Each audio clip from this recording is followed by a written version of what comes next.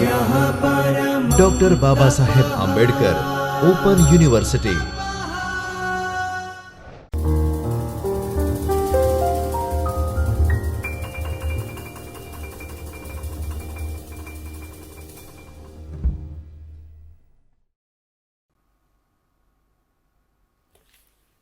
नमस्ते। Doctor Baba Saheb Ambedkar open university के इस चैतन्य स्टूडियो से मैं डॉक्टर ओम तेरैया, आत्मीय यूनिवर्सिटी से एसोसिएट प्रोफेसर, आप सभी का इस वर्चुअल वीडियो सीरीज़ के अंदर हार्दिक स्वागत करता हूँ। आज हम वीडियो के अंदर सेट थियरी पे फोकस करेंगे।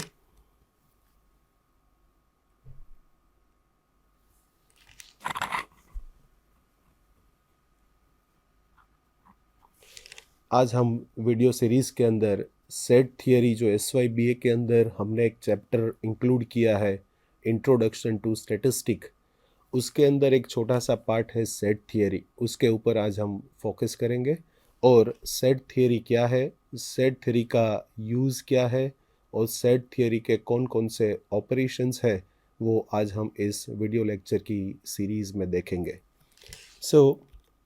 बेसिकली सेट थियरी के अंदर आज जो हम पढ़ाई करने वाले हैं, स्टडी करने वाले हैं, वो है उसका प्री रिक्विजिस्ट, द एम क्या है, એમની પ્રસ્તાવના શું છે, ગણનો ખ્યાલ અને તેના ઘટકો શું છે, એના વિશે આપણે થોડી માહિતી મેળવીશું। ગણના પ્રકારો કેટલા છે, આ વસ્તુ ઉપર આજે આપણે થોડું ફોકસ કરીશું અને સમજવા માટે ટ્રાય કરીશું કે સેટ થિયરી છે એ BA ઇકોનોમિક્સની અંદર કઈ રીતે આપણા માટે મહત્ત્વનો ભાગ ભજવે છે। આ એક મેથ્સનું બેઝિક છે સેટ થિયરી। સેટ થિયરીનો ઉદ્દેશ જે છે એ ગણ સિદ્ધાંત જો આપણે સમજીશું તો આપણે એની સંભાવના, પ્રોબેબિલિટી સમજવામાં આપણને સરળતા રહેશે।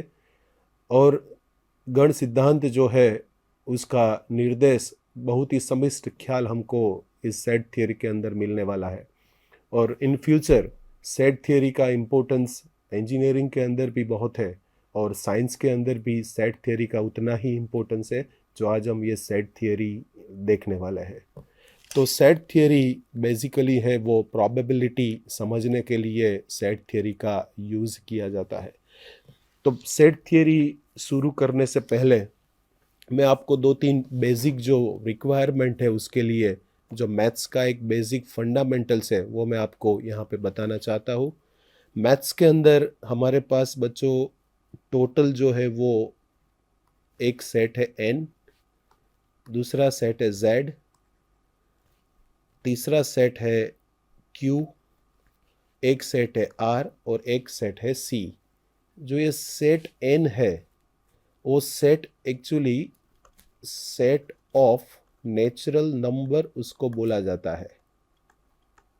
ये सेट ऑफ नेचुरल नंबर से, જેને ગુજરાતીમાં એવું કહેવાય કે એક પ્રાકૃતિક સંખ્યા ગણ છે। તો એની અંદર કેવા કેવા ઘટકો હોય છે, તો એની અંદર તમે જોવા જશો તો ઘટક છે 1, 2, 3, 4, 5, 6, એવી રીતના ઇન્ફાઇનાઇટ સુધી एलिमेंट्स હોય છે। इसको हम बोलेंगे सेट ऑफ नेचुरल नंबर, उसको हम n से रिप्रेजेंट करेंगे। तो एक्चुअली ये पहला सेट हुआ n, सेकेंड सेट है z, फिर है q और एक सेट है r। z है वो z को हम बोलेंगे द सेट ऑफ इंटीजर। ये सेट ऑफ इंटीजर है। ये सेट ऑफ इंटीजर क्या है, तो इसको बोलते हैं पूर्णांक संख्या गण। आ पूर्णांक संख्या गण z છે, તો એ z ની અંદર કેવા ઘટકો હશે, તો કે નેગેટિવ ની અંદર ઇન્ફાઇનાઇટ સુધી, જે -2, -1, 0 ને પણ ઇન્ક્લુડ કરે અને 1, 2, 3 એ પણ ઇન્ફાइनाइट સુધી જાય। तो ये सेट z के अंदर नेगेटिव भी वैल्यू है, 0 भी है और 1, 2, 3 से लेके इनफाइनाइट तक वैल्यू ये z सेट है वो कवर करता है। सेट q है, ये सेट q है, ये सेट ऑफ रेशनल नंबर है।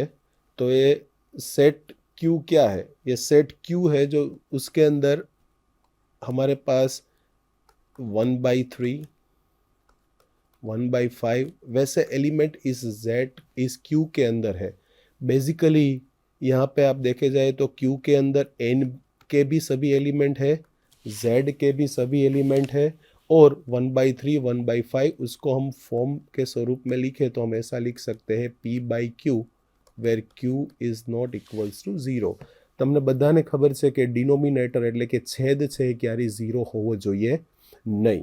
તો એ ક્યુની અંદર ઘટકો આવશે. આર જે છે એને વાસ્તવિક સંખ્યા ગણ કહેવાય. એને ઇંગ્લિશમાં કહેવાય the set of real numbers. The set of real numbers. એ રિયલ નંબર્સની અંદર એનના બધા જ ઘટકો હોય, ઝેડના બધા જ ઘટકો હોય, ક્યુના બધા જ ઘટકો હોય, અને સાથે સાથે એની અંદર એવા ઘટકો છે कि जे P/Q ना स्वरूप में नहीं लिखी शकाता. हम उसको P/Q के फॉर्म में नहीं लिख पाते हैं, तो ऐसे √2, √3 वैसी सभी जो संख्याएं हैं वो रियल नंबर के अंदर इंक्लूड होती है. तो बेसिकली सेट क्या है? सो set is a collection of the well defined object. Set जो है वो एक जत्थो है, एक जत्थो है એટલે collection of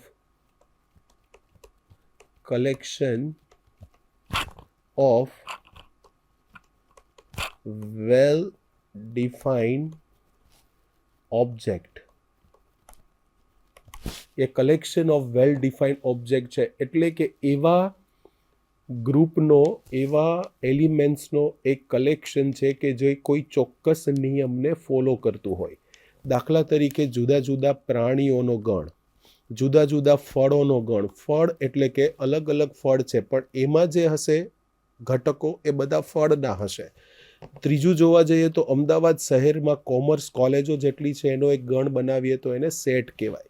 મુંબઈના મિલોનું જૂથ બનાવીએ તો એને એક સેટ કહેવાય. એકચ્યુઅલી સેટ જે છે એ basically it is a collection of well defined object. એ કોઈ શરતનું પાલન કરતું હોય એવા ઘટકો એ સેટની અંદર હોય છે.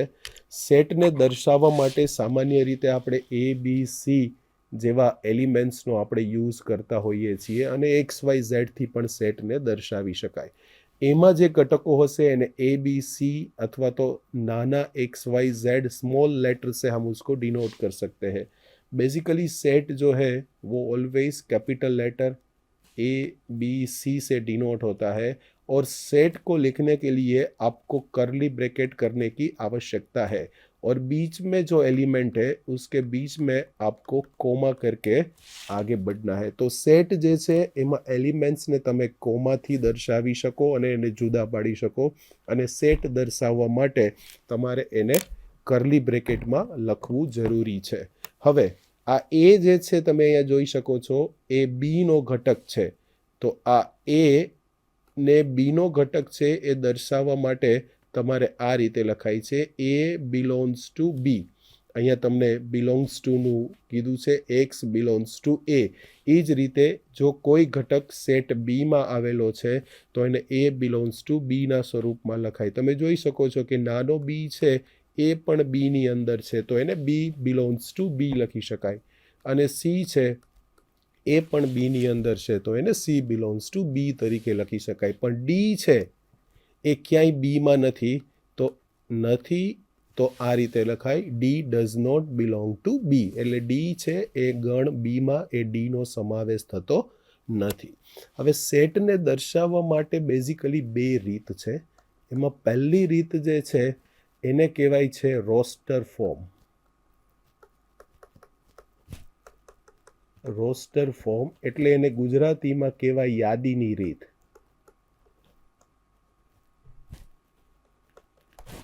યાદીની રીત છે. અને બીજું ફોર્મ છે એને કહેશું સેટ બિલ્ડર ફોર્મ.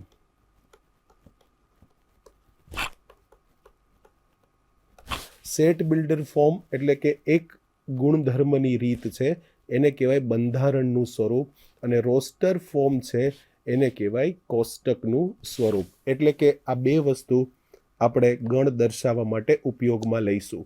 હવે કોષ્ટકનું સ્વરૂપ છે રોસ્ટર એમાં માત્ર એક યાદી જ આવશે, તમે જોઈ શકો છો A બરાબર 1 2 3 4 5 6.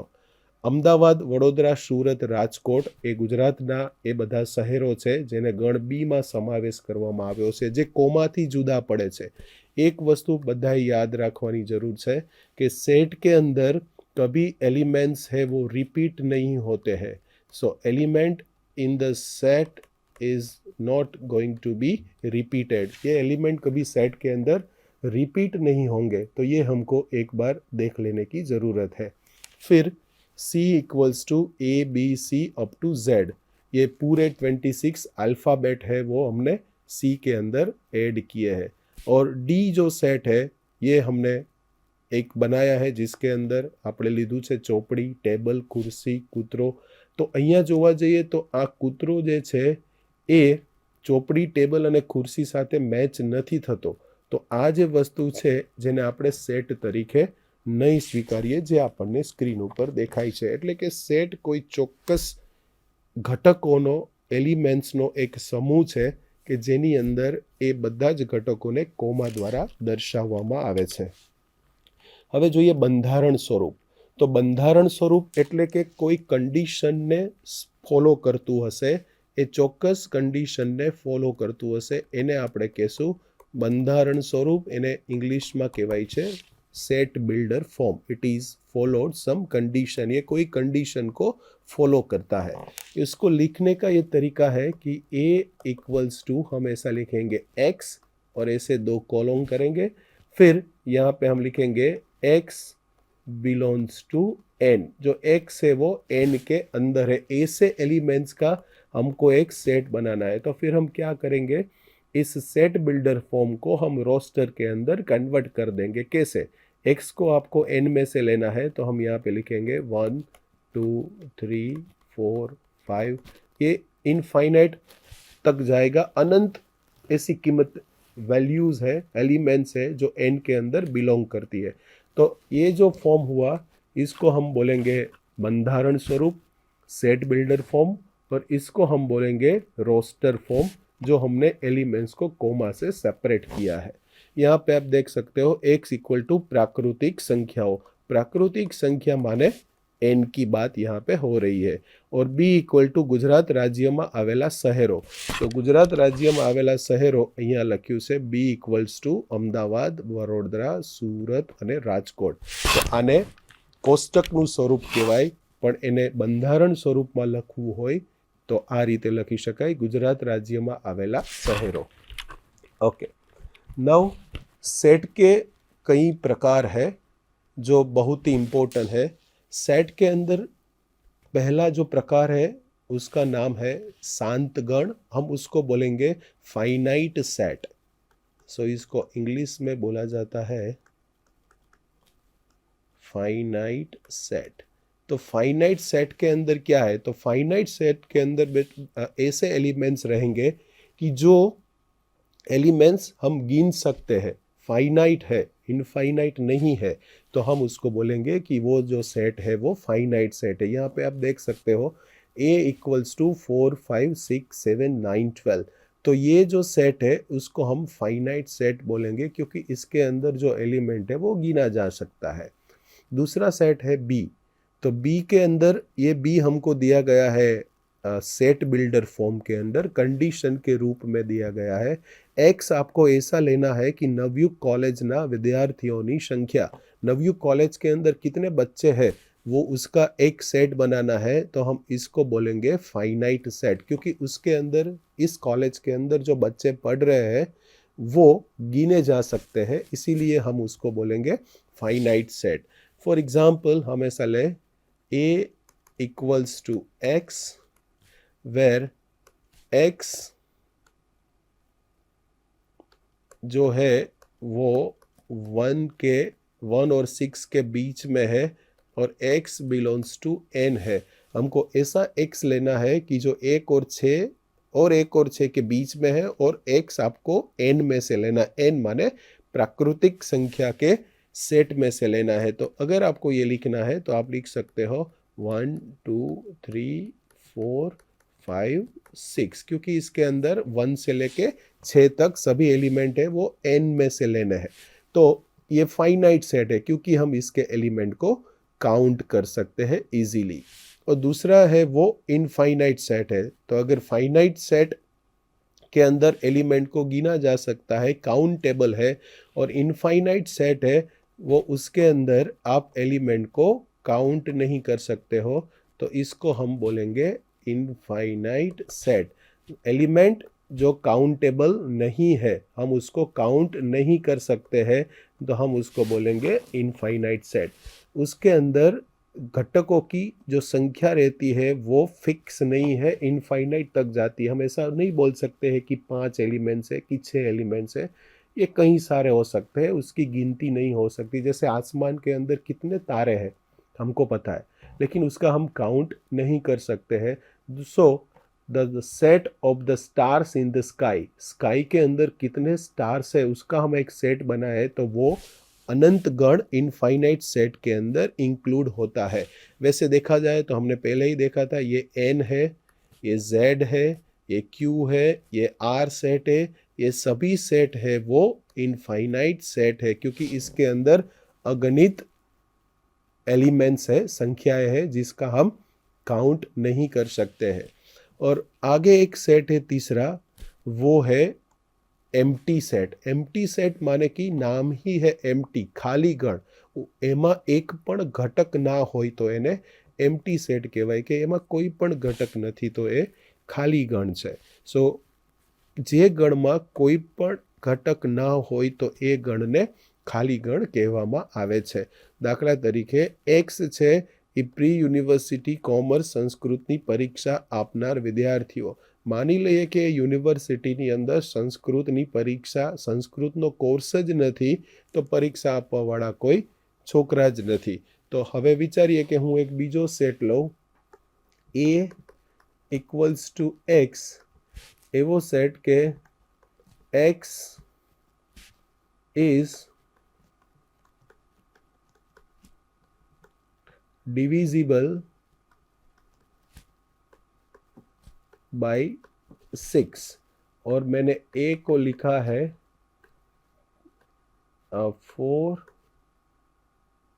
8 9। तो यहाँ पे आप देखो कि 4 8 9 सेट है और उसको मैंने इस फॉर्म के अंदर लिखा x इज डिविजिबल बाय 6। तो हम बोलेंगे कि भाई ये है वो एम्प्टी सेट है क्योंकि इसके अंदर कोई भी ऐसा एलिमेंट नहीं है। इसको हम बोल देंगे, मान लो कि u, जो आगे उसको पढ़ेंगे कि यूनिवर्सल सेट है। तो x इज डिविजिबल बाय 6, ऐसा एक भी एलिमेंट नहीं है कि जेने 6 वडे भागी शकाय। So it is the empty set. Now empty set के बाद एक दूसरा सेट है वो है उपगण, हम उसको इंग्लिश में बोलेंगे सबसेट। तो ये सबसेट क्या है? जो ए અને બી ગણ એવા જ ઘટકો હોય કે જેમાં ગણ એ ના બધા જ ઘટકો ગણ બી માં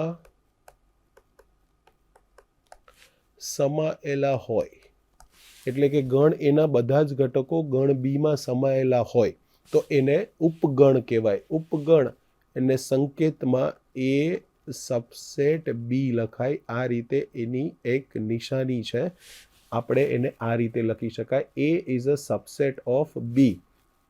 એટલે કે એ ના બધા જ ઘટકો બી માં સમાયેલા છે અથવા બી ના બધા જ ઘટકો એ માં સમાયેલા છે। દાખલા તરીકે હું એક ગણ લઉં, એ ઇક્વલ ટુ 1 2 3 4, અને હું એક બીજો ગણ લઉં બી જેની અંદર લઈશ 1 2 3 4 5 અને 6। તો આપણે કહી શકીશું કે એ જે છે એ ગણ બી માં સમાયેલા છે કારણ કે એ ના બધા જ ઘટકો એ ગણ બી ની અંદર આવેલા છે। એટલે કે 1 2 3 4 એ ગણ બી માં સમાયેલા છે, પણ આપણે એવું ના કહી શકીએ કે બી છે એ એનો સબસેટ છે કારણ કે બીના બધા જ ઘટકો એમાં સમાયેલા નથી। તો એવા કયા ઘટકો છે? તો અહીંયા તમે જુઓ છો કે 5 અને 6 એવા ઘટકો છે કે જે ગણ એમાં સમાયેલા નથી. તો એ છે એ બીમાં સમાયેલો છે, પણ બી છે એ એમાં સમાયેલો નથી. सो इसको हम बोलेंगे सबसेट. और दूसरी बात यहाँ पे एक देखनी है कि कोई भी सेट है वो उसका सबसेट होता है.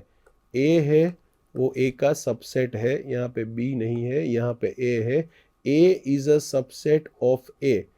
કોઈ પણ ગણ છે એ પોતાની અંદર તો સમાયેલો છે. આ 1 2 3 4 છે, 1 2 3 4 માં સમાયેલો છે. તો हम लिख सकते हैं ए इज अ सबसेट ऑफ ए. એ છે એ એનો સબસેટ છે. આપણે એવી રીતના લખી શકીએ છીએ. અને કોઈ પણ ખાલી ગણ છે જેને આપણે 5 સિમ્બોલથી દર્શાવીશું. આ ખાલી ગણની નિશાની છે 5. તો એ 5 જે છે એ 5 કોઈ પણ ગણનો ઉપગણ થાય, કારણ કે ખાલી ગણ છે એમાં કોઈ ઘટકો જ નથી, તો એ કોઈ પણ ગણમાં સમાયેલો જ છે. તો બે પ્રકારના આ જે 5 અને એક ગણ પોતાનામાં સમાયેલો છે, એક ખાલી ગણ છે કોઈ પણ ગણમાં સમાયેલો છે. તો આ બંનેને અનઉચિત એટલે કે ઇમ્પ્રોપર સબસેટ કહેવાય, જે અહીંયા લખવામાં આવ્યું છે. અનઉચિત ઉપગણ એ અને 5 એ બંને અનુચિત ઉપગણ છે, જ્યારે બાકીના જે છે એ ઉચિત ઉપગણો એને આપણે કહી શકીશું. એટલે કે બીજા જે છે સેટ એલિમેન્ટ્સ એને આપણે ઉચિત ઉપગણો કહીશું. દાખલા તરીકે એ બરાબર 1 2 3 છે, તો એના ઉપયોગ મુજબ એ એટલે કે આ અનુચિત, 5 અનુચિત, પણ 1 2 3 1 2 2 3 1 3, તો એને આપણે ઉચિત ઉપગણ કહીશું. તો હવે જેટલા પણ સેટ હોય એનો ઉપગણનો એક ગણ બનાવીએ. ઉપગણનો એક ગણ બનાવીએ તો ઉપગણના એક ગણને ઘાત ગણ કહેવામાં આવે છે. तो इन्हें इंग्लिश ની અંદર કહેવાય છે पावर सेट. हम इसको बोलेंगे ये पावर सेट है. तो पावर सेट એટલે કે એવા ગણનો સેટ કે જે સેટનો ઉપગણ છે. દાખલા તરીકે એ બરાબર હું લખું છું 1 અને 2. તો મારે આનો પાવર સેટ લખવો છે, એને P ઓફ A થી દર્શાવીશું. એક છગડીયો કાઉન્સ કરીશું, કરલી બ્રેકેટ. તો આના એક ઉપગણ કયા કયા થાય? તો કે એ પોતે હમણાં જ જોયું, ખાલી ગણ પણ એનો ઉપગણ થાય, આ 1 છે એ પણ એનો ઉપગણ થાય, આ 2 છે એ પણ એનો ઉપગણ થાય. તો એનો જે આપણે ગણ બનાવીએ એને આપણે પાવર સેટથી દર્શાવીશું. હવે કેટલા ઘટકો હશે પાવર સેટમાં? તો પાવર સેટમાં મારે ઘટકોની સંખ્યા શોધવી છે. તો એની એક ફોર્મ્યુલા છે 2n. n એટલે એના ઘટકોની સંખ્યા, એટલે કે ગણના ઘટકોની સંખ્યા. તો ગણના ઘટકોની સંખ્યા, તો અહીંયા ગણમાં કેટલા ઘટક છે? 2.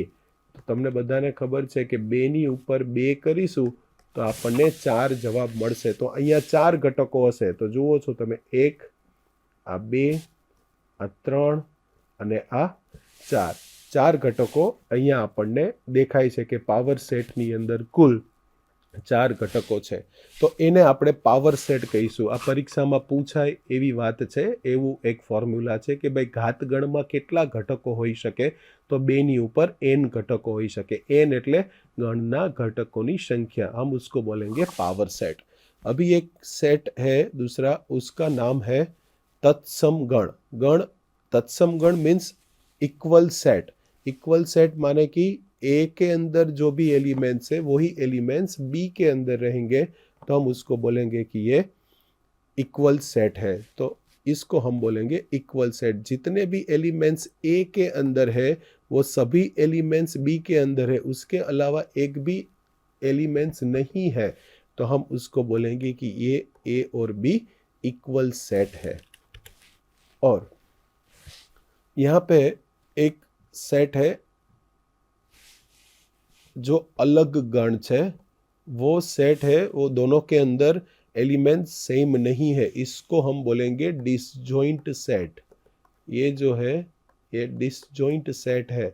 डिसजॉइंट सेट का यूज़ हम प्रोबेबिलिटी के अंदर, इकोनॉमिक्स के अंदर हम करेंगे। तो डिसजॉइंट सेट माने कि ऐसे दो सेट के जिसके अंदर एक भी एलिमेंट्स कॉमन नहीं है।